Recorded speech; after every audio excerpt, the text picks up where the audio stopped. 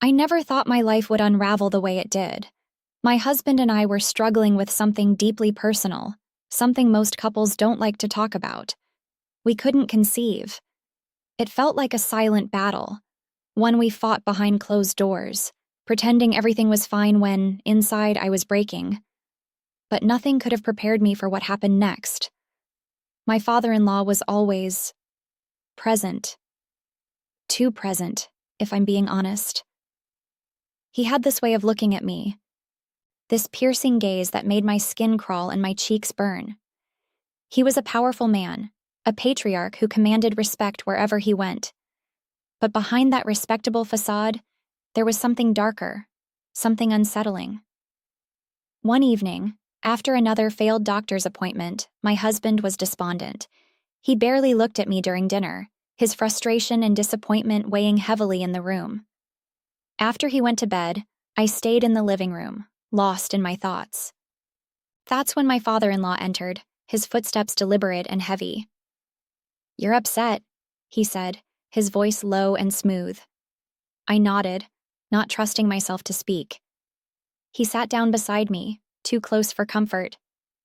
"You know," he continued, "this family has always had strong bloodlines, strong men, healthy children. Perhaps the problem isn't with you." I froze. His words hung in the air, sharp and cutting. "What are you implying?" I asked, my voice trembling. He leaned closer, his presence suffocating. "What if I could help? What if I could give you the child you and my son so desperately want?" I recoiled, my stomach turning. "That's disgusting," I spat, standing up and putting distance between us. But he didn't flinch.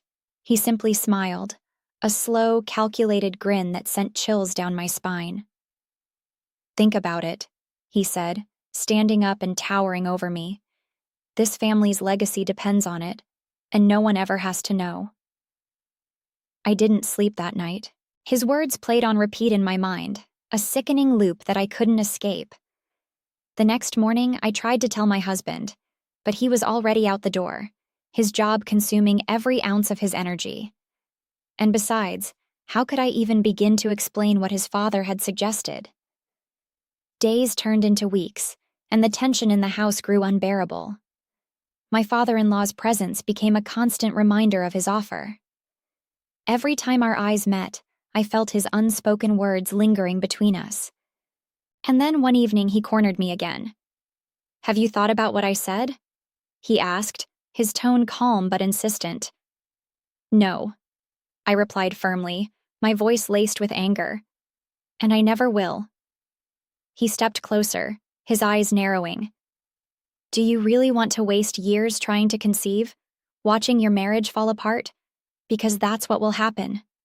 Mark my words." Tears filled my eyes, but I refused to let them fall. "You don't understand," I whispered. "This is my marriage, my life, and you have no right to interfere." He laughed, a cold, hollow sound. "Interfere? I'm offering a solution. You should be thanking me." I stormed out of the room, my heart pounding. But his words lingered, planting a seed of doubt that I couldn't shake. What if he was right? What if this was the only way to save my marriage, to have the family I'd always dreamed of? The breaking point came a few weeks later. My husband and I had another argument, this time about adoption. He was adamantly against it, insisting that he wanted a child who was biologically his. "It's not the same," he said, his voice rising. "You wouldn't understand." I felt like a failure. No matter what I did, it was never enough. That night, I sat alone in the dark, my mind racing. And then, as if on cue, my father-in-law appeared. "You're in pain," he said, his voice soft but manipulative. "Let me help you." I wanted to scream, to tell him to leave me alone. But instead, I found myself listening, his words weaving a web around me. He promised secrecy, assured me that no one would ever find out. "This is for the family," he said. "For your happiness." I wish I could say I stood my ground, that I told him to go to hell. But the truth is, I was desperate. Desperate for a solution. Desperate for a child. Desperate to save my crumbling marriage. And in that desperation, I made the biggest mistake of my life. What happened next is something I'll carry with me forever. It was a betrayal, not just of my husband, but of myself. I told myself it was a one-time thing, a means to an end. But the guilt was unbearable, a heavy weight that threatened to crush me every single day. Weeks later, I found out I was pregnant.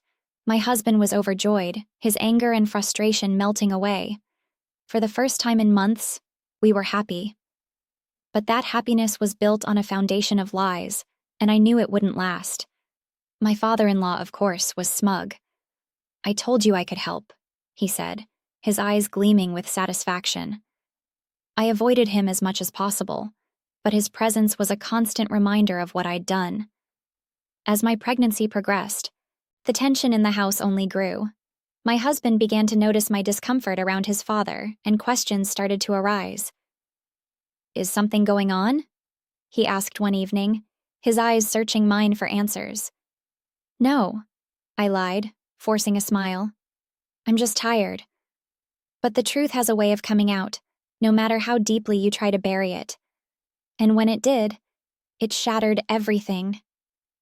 I'll never forget the look on my husband's face when he found out. The betrayal, the anger, the heartbreak. He couldn't even look at me, couldn't say a word. And my father-in-law?